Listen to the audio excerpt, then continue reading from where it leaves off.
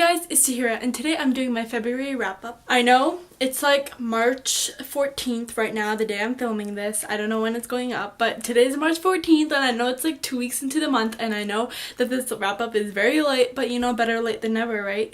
In the month of February, I read a total of 7 books, which is quite good because in January, I was in a bit of a reading slump, and I only read about 4 books, and then I read about 7 books in February, even though it was a shorter month, so overall it was a good reading month for me. The first book I read in the month of February was City of Bones by Cassandra Clare. This was a reread for me. I read this because Emma from Emma Books is holding a year-long Shadowhunters read-along for the whole 2018 until Queen of Air and Darkness comes out in December, and so I read City of Bones as a part of that, and I really enjoyed this free read. City of Bones, everyone knows, it follows the Shadowhunter world where these Shadowhunters slay demons, and it follows the story of a girl who's Clary, who thinks she's normal but she's actually a part of the Shadowhunter world, and it follows her journey. I loved reading this again. I read this several years ago for the first time and absolutely fell in love with the world, and so I'm so excited to continue with the reread and to continue on with City of Ashes. So the next book I read, which is actually a book that brought me out of my month-long reading slump, is Scythe by Neil Shusterman. Scythe is such an amazing book. I loved it so much. It was something I'd never read about before. It was so new and fresh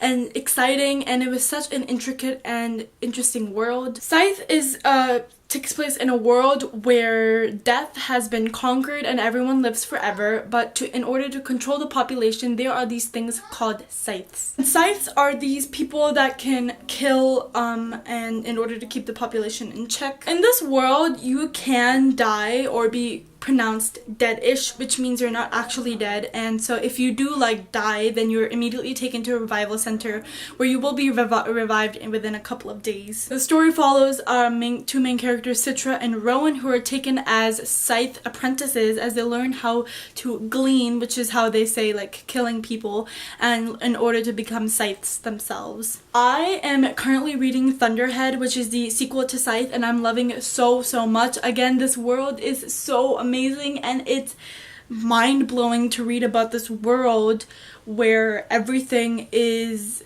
there is basically no death, so people die for fun or to become dead-ish for fun. They jump off buildings for the thrill of it, and that's just mind-blowing to me. But if you haven't read Scythe, I highly recommend it. It is so good, and everyone should pick it up. By the way, I gave City of Bones 5 stars and Scythe 100% 5 out of 5 stars. The third book I read in the month of February is The Underground Railroad by Colson Whitehead. The Underground Railroad is a book I had to read for school. I gave it 4 out of 5 stars, and I really enjoyed it. The Underground Railroad is a very highly acclaimed novel. It was Oprah chose it for her book club. The Underground Railroad follows the main character Cora, who is a slave who works on a plantation in Georgia. Then one day her friend comes and asks her to run away from the plantation in order to go north, escape from the slavery and racism, and Cora accidentally kills someone, and they are basically fleeing from slave catchers and many other obstacles. One of the main interesting things I found about this book is how different each state is. State is very different. You look at Georgia, which is very blatant in its racism, and then you go to South Carolina, which is basically the state where they try to create this false freedom for the African Americans and think that they have freedom when they're actually covering it up and actually using them.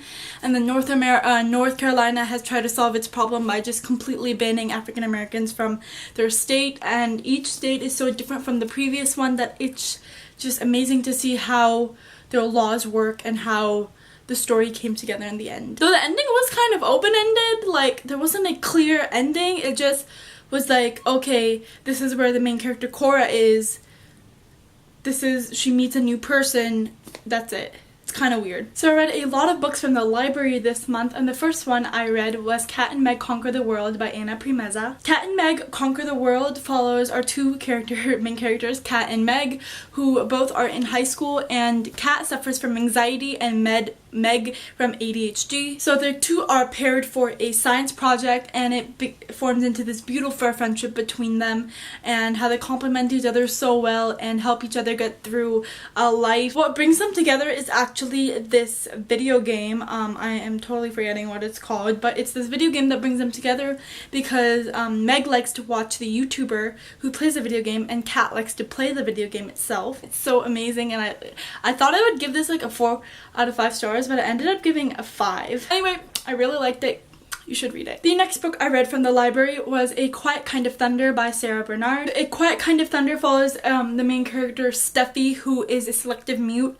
She goes to high school, and a boy named Reese who can't hear, he is deaf. Steffi is tasked with, Reese is new to their school, so she's tasked with helping around school because she's the only one that knows how to use a sign language. The story basically, it's like Cat and Meg Conquer the World. They just come together, they live life, it's so sweet, their relationship is so pure and sweet, and I loved it so much. I learned a lot about selective mute, what a selective mute is, and the deaf community, and I really liked that aspect of the book because I learned something new. If you're looking for a cute romance about two people that are so cute together, then you should definitely pick up A Quiet Kind of Thunder. The next book I read from the library was A Crown of Wishes by Roshni Chokshi. A Crown of Wishes is a companion novel, I want to say, to the Star Touch Queen, which is also by Roshni Chokshi. And A Crown of Wishes is basically two characters, Vikram and Gauri, and they go to this tournament of wishes, and the prize is they will win a wish. I don't know if you know this, but I read a Star Touch Queen about a year ago, and I did not really like it. I gave it a 3.25 out of 5 stars.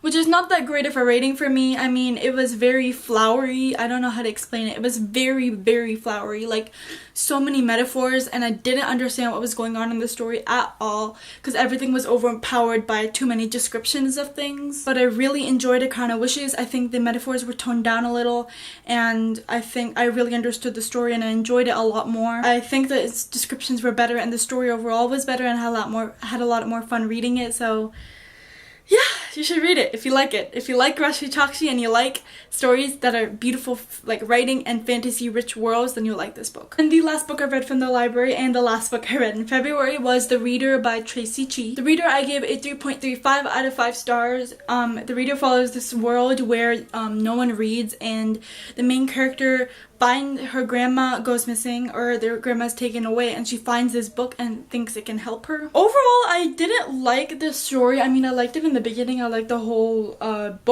book that no one reads in that world and that aspect of the world.